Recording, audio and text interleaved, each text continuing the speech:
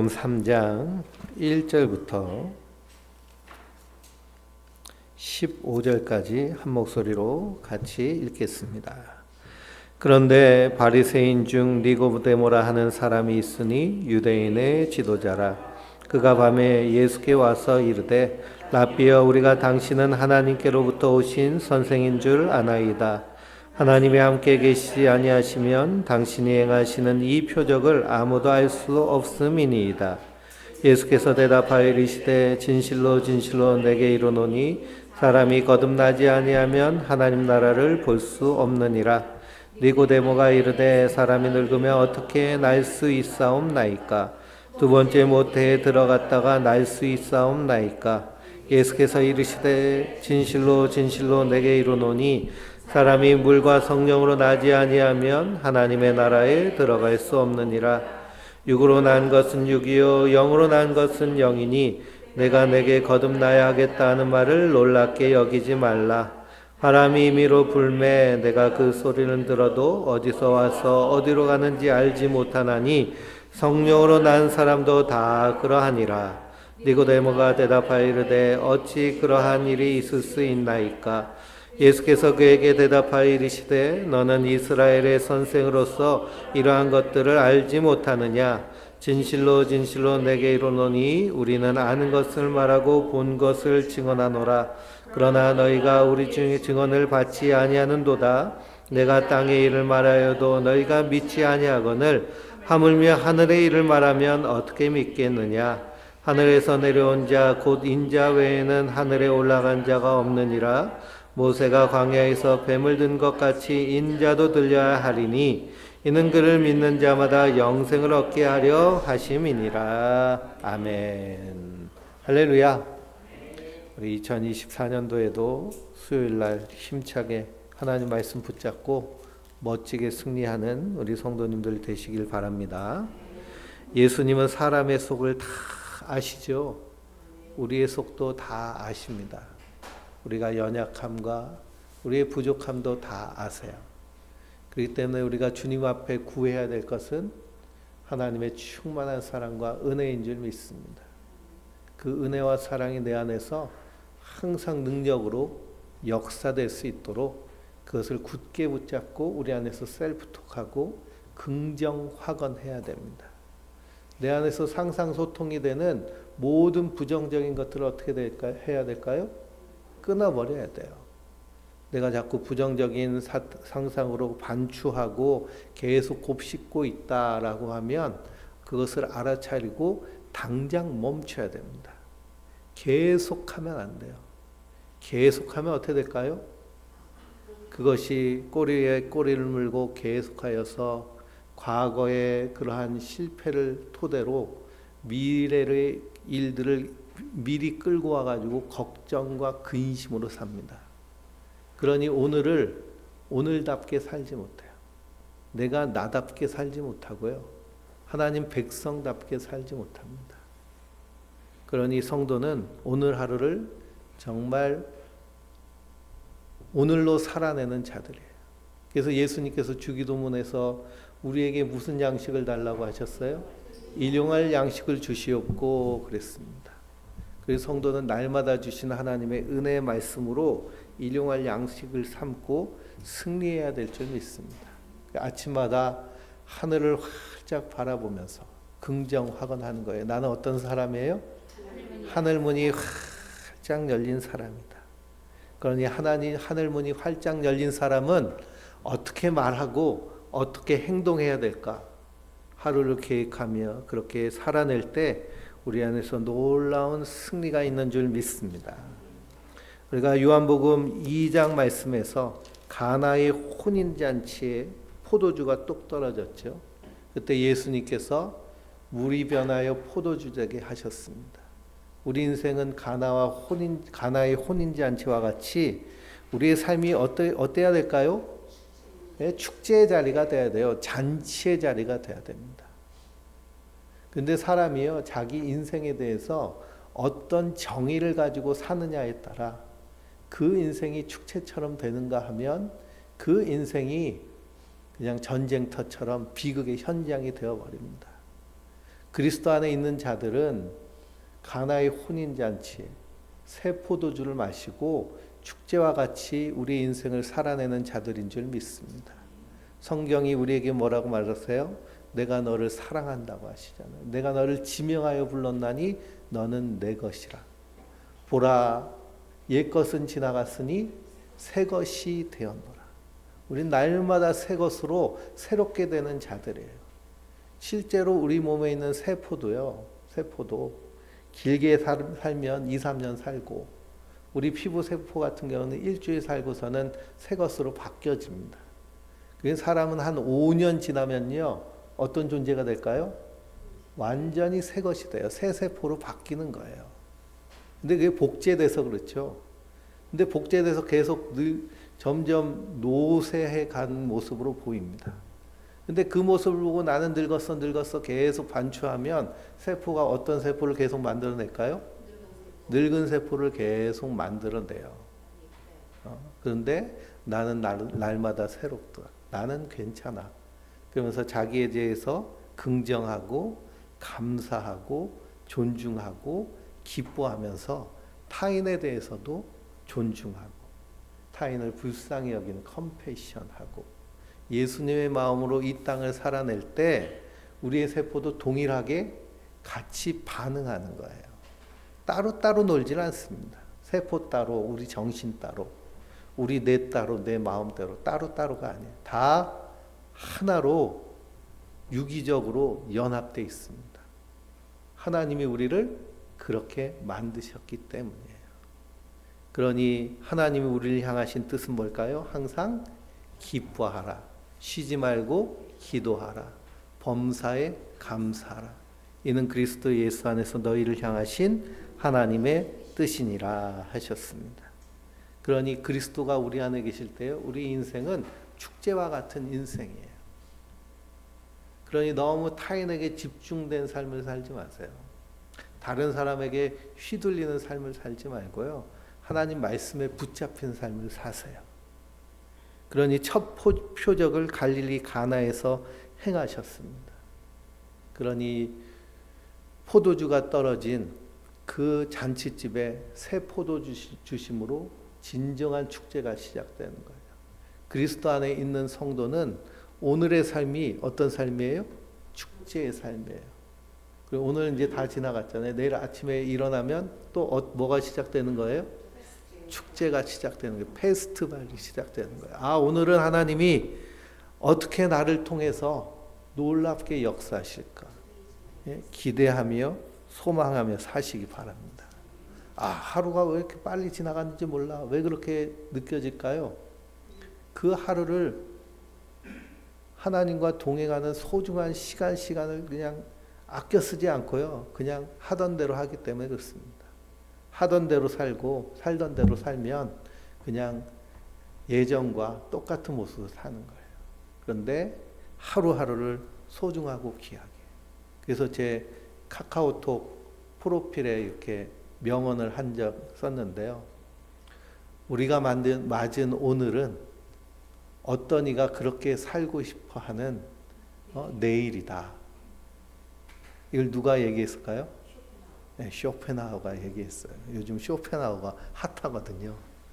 제가 쇼펜하우어 계속 얘기하는 것은 쇼펜하우어가 한 이런 지적인 철학적 사고가 현대 뇌과학이라든지 분자생물학이라든지 양자물리학적인 그런 연구에서 나오는 그런 그걸 인문학적으로 연결한 그 토대랑 상당히 유사하기 때문에 그래요. 그러니까 대단하죠. 19세기에 살았던 사람이 자기의 사색을 통해서 철학적 사고를 한 것이 현대의 뇌과학에서 말하는 것이나 여러 가지 생물학에서 말하는 것과 동일하기 때문에 일맥상통하기 때문에. 근데 또 그런 얘기가 어디랑 동일하게 나가요? 성경 말씀하고 동일하게 나가요. 하나님이 창조하신 창조의 원리에 동일하게 나갑니다. 그렇기 때문에 우리가 이런 것들 보면서 더 굳건하게 하나님을 붙잡아야겠죠. 그러니 오늘 하루가 얼마나 귀한가. 하루하루를 소중하게 사시기를 주님의 이름으로 축원드립니다.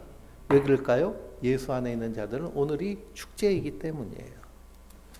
그러니 2장 22절 보면 6월절에 예수께서 예루살렘에 계시니 많은 사람이 그의 행하시는 표적을 보고 그의 이름을 믿었으나 예수는 그의 몸을 그들에게 의탁하지 않으셨어요. 왜 그럴까요? 이는 친히 모든 사람을 아시기 때문이에요. 사람은 믿음의 대상이 아니라 사랑의 대상이에요.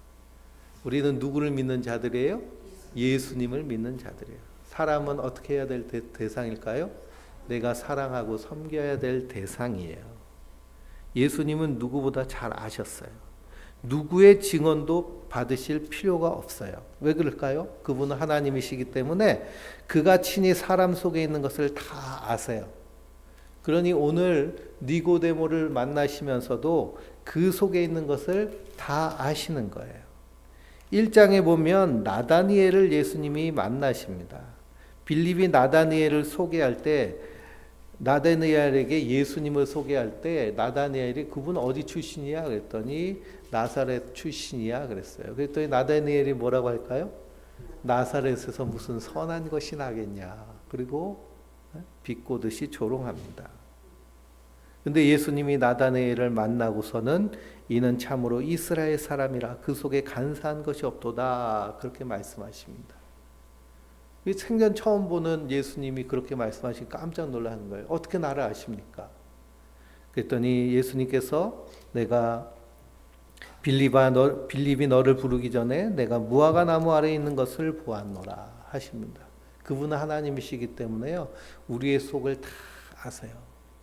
우리 안에 선한 것이 없음을 아시고요. 어떻게 하셨을까요? 우리를 대신해서 십자가에 달려 죽으심으로 우리의 허물과 죄를 다 담당하셔서 우리의 속량이 되신 줄 믿습니다. 그러니 오늘 말씀해 보니 니고데모는 유대인의 지도자예요. 바리새인이고요. 사내들인 공의회의 회원이기도 합니다.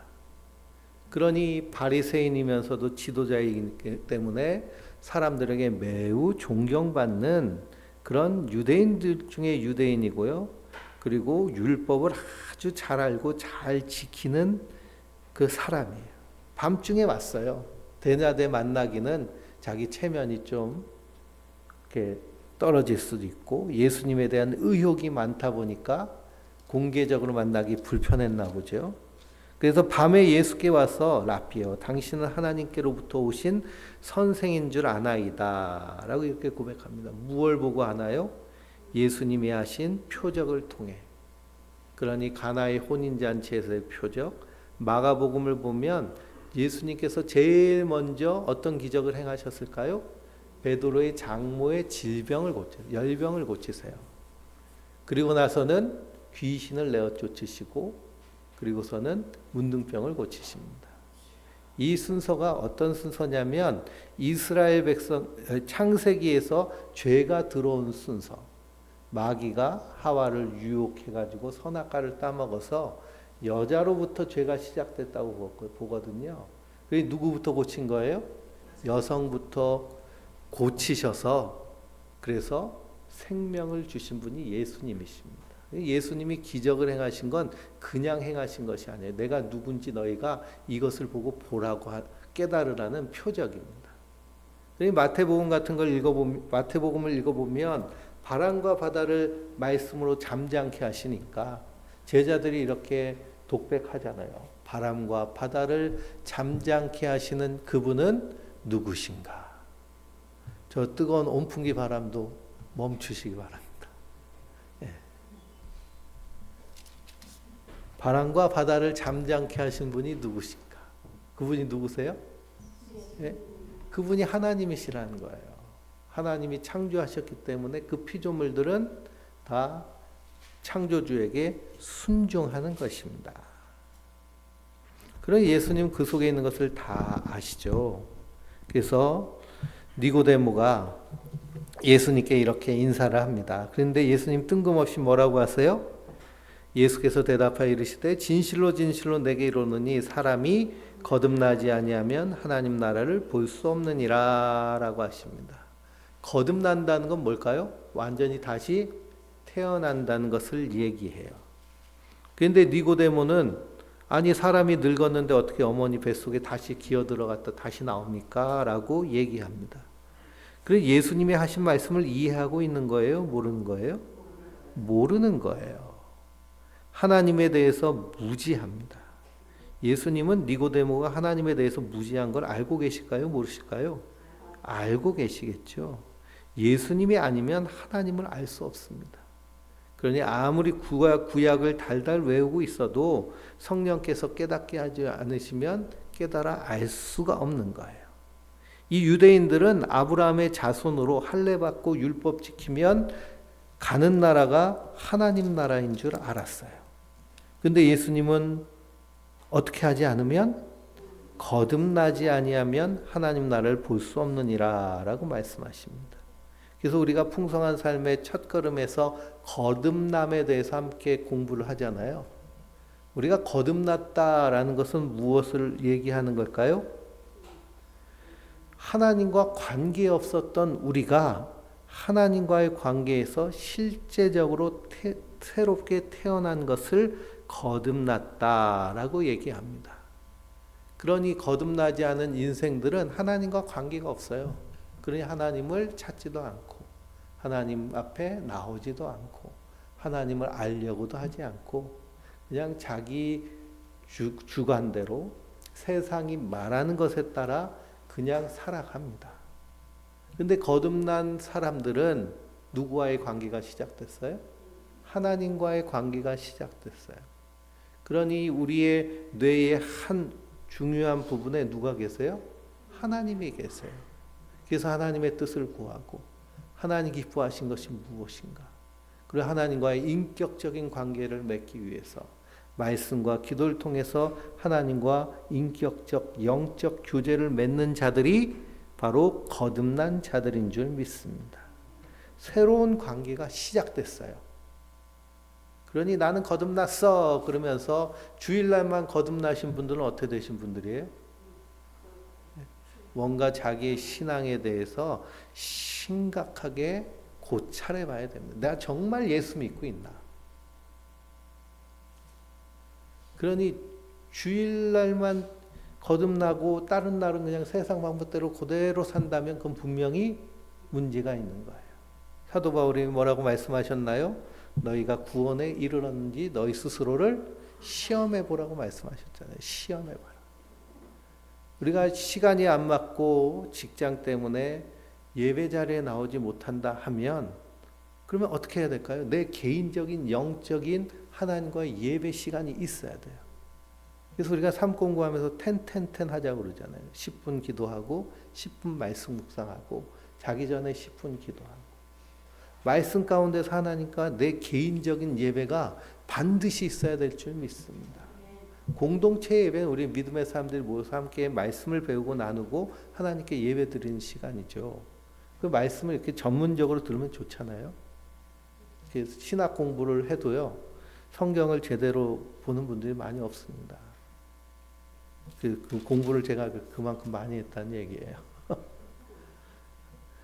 그래서 우리가 하나님 말씀을 깊이 고찰하고 함께 나누면서 정말 그러한가 연구하는 모습, 그걸 통해서 하나님과의 인격적인 관계가 풍성해지는 모습, 이것이 어떤 모습일까요? 거듭남의 모습이에요. 그리고 이 영적인 거듭남은 영적인 것을 의미하는 것인데 니고데모는 어떤 거듭남을 계속 얘기해요? 육체로서의 거듭남을 얘기하는 겁니다. 그러니 예수님이 다시 말씀하시죠. 사람이 물과 성령으로 나지 아니하면 하나님 나라에 들어갈 수 없느니라 라고 말씀하셨습니다. 물과 성령으로 나지 아니하면, 물 세례와 성령 세례를 예수님께서 말씀하셨는데요.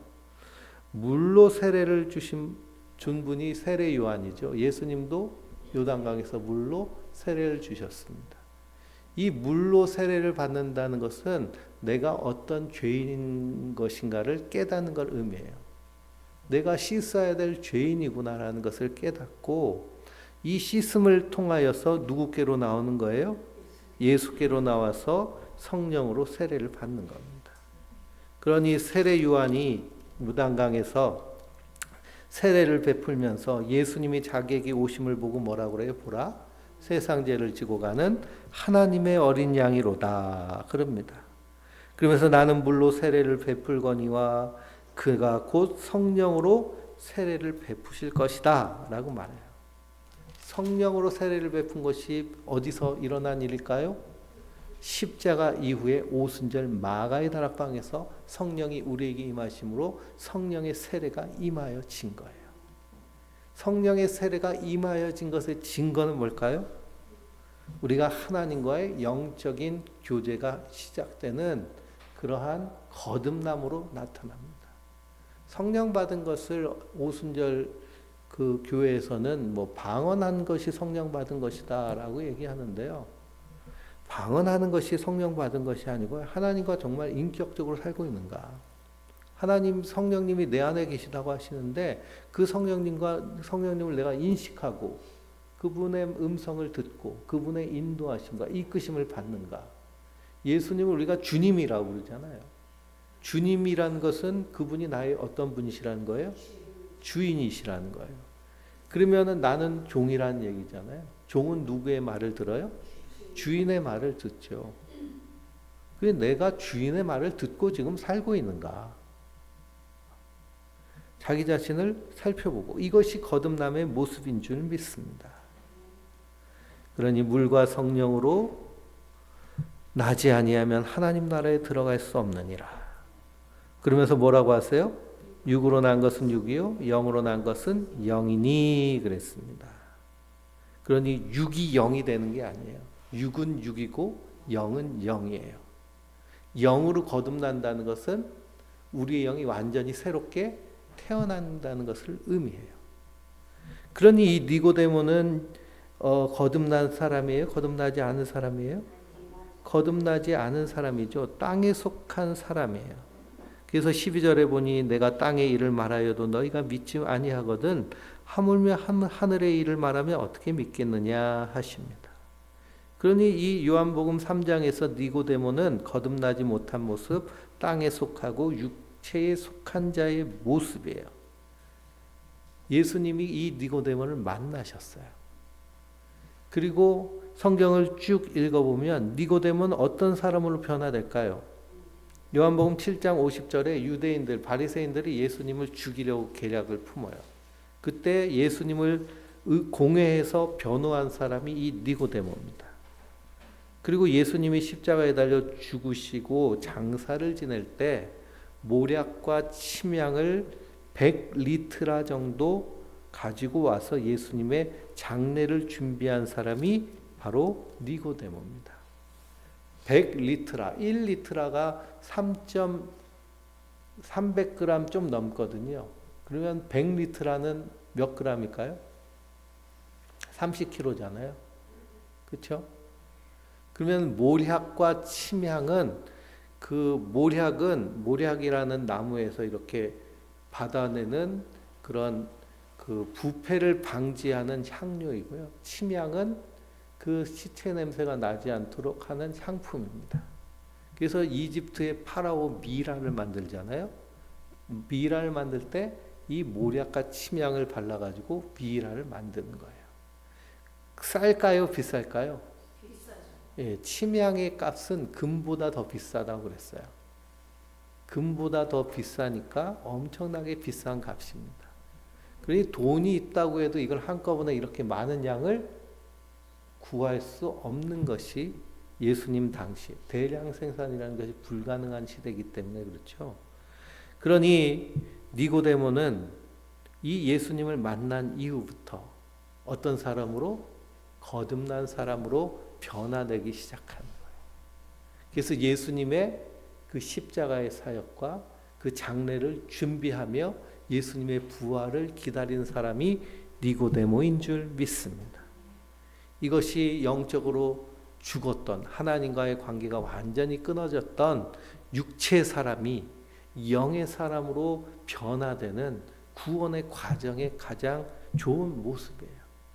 니고데모가 이렇게 변화되었듯이 우리도 그렇게 예수님 만나서 사망에서 생명으로 옮겨진 자들인 줄 믿습니다.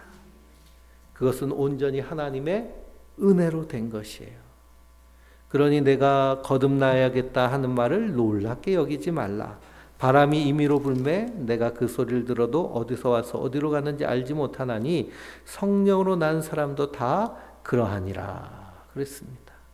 그러니 바람이 소리는 들리고 나뭇가지가 흔들리는 걸 통해 바람이 부는구나 라고 깨닫지만 어디로 와서 어디로 가는지 알지 못하는 것처럼 성령으로 난 사람도 사람의 노력으로 되는 것이 아니라는 거예요. 그러니 우리의 거듭남, 우리의 구원은 전적인 하나님의 일하심으로 말미암아 우리를 거듭나게 하시고 구원하셔서 하나님 나라 백성 삼으신 줄 믿습니다. 그러니 하나님의 일하심의 결과가 우리의 구원이에요. 우리의 거듭남이에요. 그러니 사도 바울은 허물과 죄로 죽었던 너희가 그리스도 예수께서 살리셨다고 얘기하잖아요. 우리가 완전히 죽었던 진노의 자녀였는데 그리스도께서 다시 살리심으로 우리가 생명으로 옮겨져. 그러니 우리는 우리의 삶 가운데 하나님과의 인격적인 교제에서 항상 나와야 될 그런 그 태도는 무엇이냐 하면 감사하는 마음이에요. 육이었던 자가 흙으로 돌아갈 자가 티끌과 같은 먼지와 같은 인생이 영원한 것으로 하나님 다시 빚어주셨군요. 우린 영원히 살 자들이잖아요. 그리고 우리가 날마다 무엇하는 것이 마땅할까요? 감사하는 것이 마땅해요. 기뻐하는 것이 마땅해요. 감사와 기쁨, 그것이 마땅합니다. 그래서 우리가 감사하고 기뻐할 때 우리 안에 있는 유전자, 그 속에 있는 텔로미어까지 어떻게 해요? 함께 반응하는 거예요. 그게 얼마나 놀라워요. 근데 뭐 보이질 않으니까 놀랍지도 않고 그냥 그런가 보다 하시나 본데 열심히 기뻐하고 감사해 보시기 바랍니다. 보톡스 10방 맞는 것보다 그게 훨씬 효과가 좋대요. 그래서 3개월 이 엘리자베스 블랙번 교수가 연구를 했는데요. 3개월 아침마다 명상하고 감사하고 하는 일을 그리고 타인에 대하여서 대화할 때도 부드럽고 상냥하게 온화하게 말 한마디를 할 때에도 그래서 가까이 있는 사람한테 얘기할 때도 부드럽고 상냥하게 그렇게 했더니 이 줄었던 텔로미어가 몇 개월 만에 다시 자라나기 시작했을까요? 3개월 걸린다고 그래요. 3개월. 그러니까 난 여지껏 그냥 막 살았는데 말 하고 싶은 말 다 하고 그냥 화도 팍팍 내고 막 그렇게 살아서 난 소망이 없네. 60년 그렇게 살았는데 뭔 소망이 있어. 그럴 필요가 없는 거예요. 3개월만 노력해도 이게 늘어나기 시작해요. 텔로미어가. 그러니 하나님은 얼마나 우리를 신묘막직하게 지으셨어요. 그러니 2024년도에는 우리 말끝마다 어떤 말이 나와야 될까요? 축복의 말, 상냥한 말, 친정한 말. 말꼬리를 위로 살짝 올리면 좀 친절하게 들리더라고요. 그렇죠? 예. 그래서 열심히 노력하고 저도 노력하겠습니다.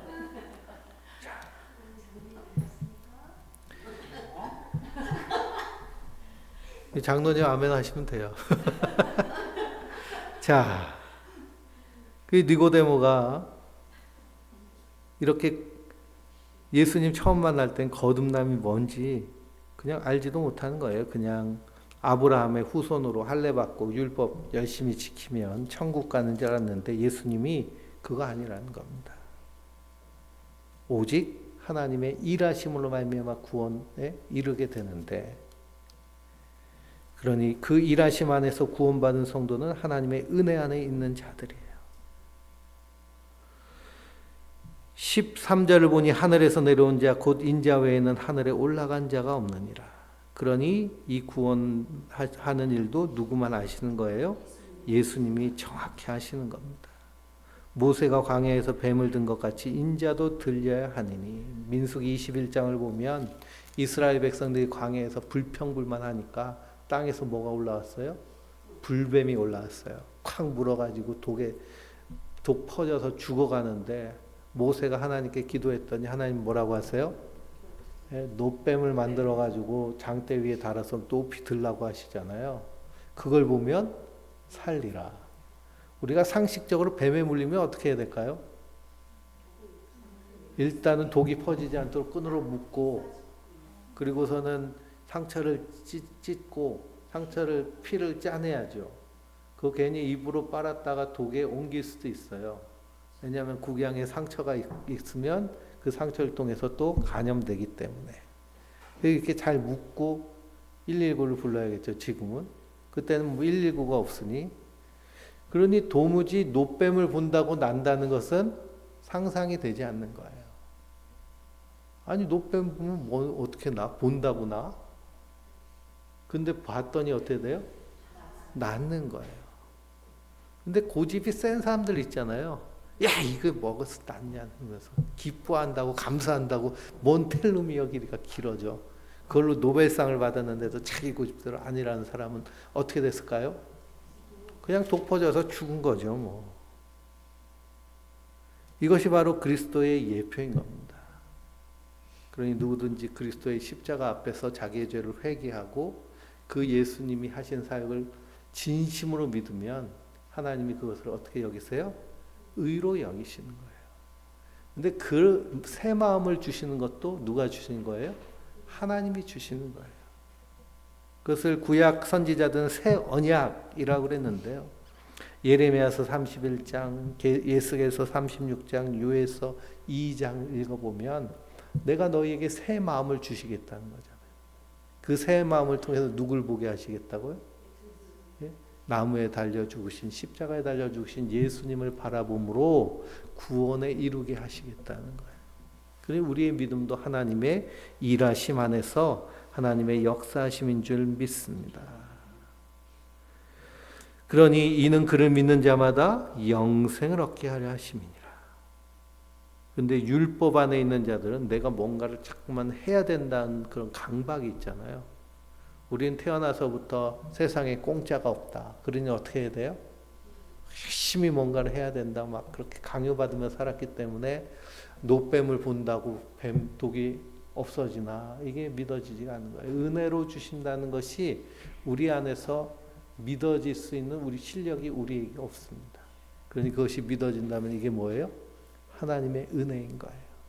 그래서 하나님과의 인격적인 관계가 시작되는 거듭남의 삶을 살게 되는 줄 믿습니다. 그래서 3장 16절에 뭐라고 하세요? 하나님이 세상을 이처럼 사랑하사 독생자를 주셨으니 이는 그를 믿는 자마다 멸망치 않고 영생을 얻게 하려 하심이니라.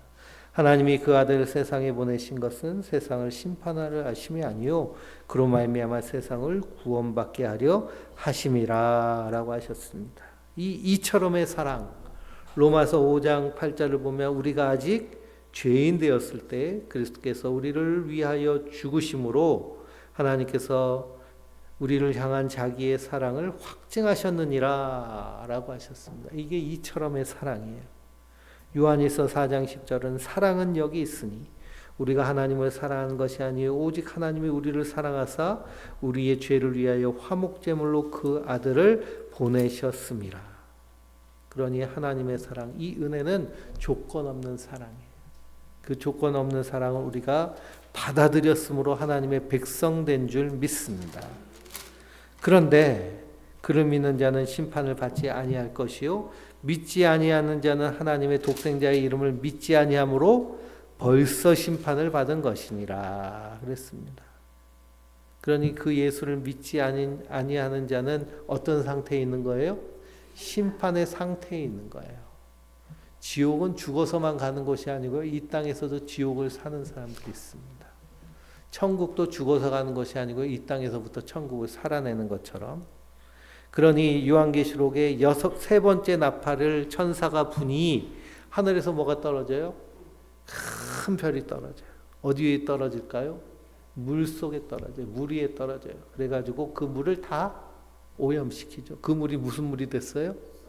쑥물이 됐어요. 쑥물. 그 쑥물 먹고 인생들이 지옥을 살다가 지옥에 가는 겁니다. 이 쑥물은 뭘 얘기할까요? 이 쑥물은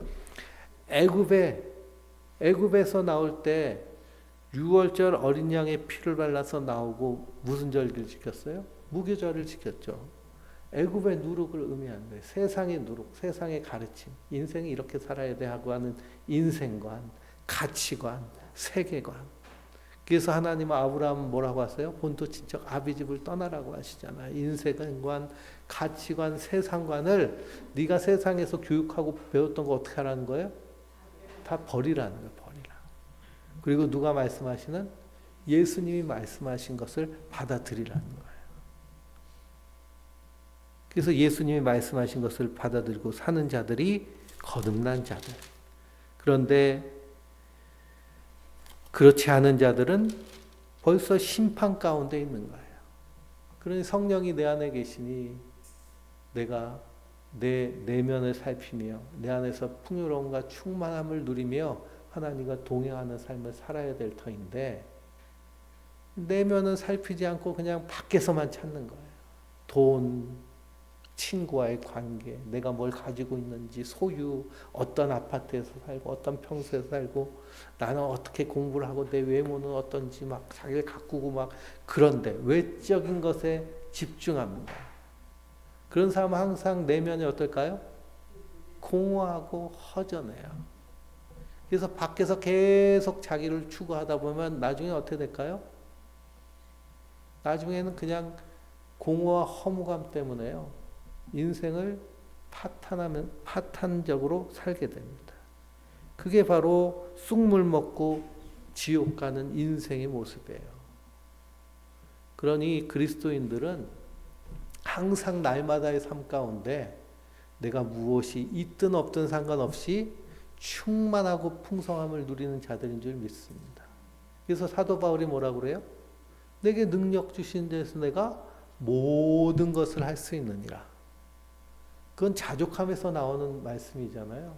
내가 가난할 수도 있고 부유할 수도 있고 병들 수도 있고 건강할 수도 있고 갇힐 수도 있고 자유할 수도 있는데 이 모든 일에 어떤 비결을 배웠다고 그래요? 자족하는 비결을 배웠다는 거예요. 어떤 상황 가운데도 만족한다는 거예요. 낙천적인 성품이라는 것이요. 낙천적인 성품. 그것이 어렸을 때부터 부모로부터 물려오는 경우도 있지만 그리스도와 함께 있는 자들은 이 땅에서 기본적으로 어떤 자세로 사는 거예요? 낙천적으로 사는 거예요. 긍정적으로. 왜냐? 우리 삶이 예수님과 함께 하니까 뭐예요? 축제의 자리잖아요. 낙천적으로 사는 사람은요. 10가지 일 중에 한 가지만 내가 성공하고 해내도 만족하고 기뻐하고 감사합니다. 그런데 그렇지 않은 비관적인 사람은 어떨까요? 9가지를 해도 한 가지 못한 것 때문에 전전긍긍하고 낙심하고 좌절해요. 마음이 풍성하고 이렇게 긍정적인 사람은요. 어렵고 빈곤하고 힘든 일이 와도 잘 극복해내요. 사도 바울처럼. 왜냐? 내 안에 예수님이 계시니까. 사람이 잘 될 때도 있고 못 될 때도 있지. 어떻게 항상 잘 될 수 있겠어? 하면서 하늘 바라보며 소망으로 승리합니다. 그런데 그렇지 않은 사람은 어때요? 이거 한 가지 실패한 것 때문에 낙심하고 좌절하고 푹 꺼져가지고 우울해하다가 그것이 완전히 신체적 정신적 질병이 돼서 병원 가서 약 먹어도 제대로 낫지도 않고 그게 악순환되는 거예요. 이게 바로 심판의 모습입니다. 그러니 19절에 그 정죄는 이것이니 빛이 세상에 왔으되 사람들이 자기 행위가 악함으로 빛보다 어둠을 더 사랑한 것이니라. 그러니 예수님이 빛으로 오셔서 빛을 확 비치면서 이게 생명이다라고 하시는데 그것보다 이게 더 좋아 보여요. 그래서 건축자의 버린 돌처럼 예수님을 여기는 모습, 그것이 심판 가운데 있는 모습입니다. 악을 행하는 자마다 빛을 미워하여 빛으로 오지 아니하나니 이는 그 행위가 드러날까 하며 진리를 따르는 자는 빛으로 오나니 이는 그 행위가 하나님 안에서 행한 것임을 나타내려 함이라 하시니라 그랬습니다. 그런 예수님이 빛으로 오셔서 우리에게 환하게 비칠 때 우리 안에 더러운 것이 다 드러나잖아요. 그때 구원받은 성도들은 어떤 자세로 나올까요? 주님 더럽지만 날 씻어주세요. 날 깨끗게 하셨으니 내가 이 땅에서 그 빛을 따라가겠습니다 하고 빛 가운데로 걸어가는 자들인 줄 믿습니다. 이 큰 은혜를 받았으니 우리가 거듭난 자답게 하나님과의 그 풍성한 관계를 날마다 누리며 하루하루 살면 우리 삶이 어떻게 될까요? 능력의 삶이 돼요. 축제의 삶이 되고 권능의 삶이 됩니다. 그러면 이 시간 우리가 통성으로 기도할 때도 주여 2024년도 다시 한번 힘을 내서 그렇게 살아내게 하여 주시옵소서. 그래서 나의 언행과 심사 안에서 뒤틀어지고 꼬이고 가시돋친 것들, 이 고슴도치가 어떤 그 시인이 인간의 사랑을 고슴도치의 사랑이라고 얘기했잖아요. 서로 찌르고 찌른다고. 근데 그 고슴도치를 연구한 사람이 이건 고슴도치에 대한 모욕이래요. 고슴도치도 서로 이렇게 만날 때는 자기 바늘을 살짝 낮춘대요. 예, 그렇죠. 찌르지 않죠.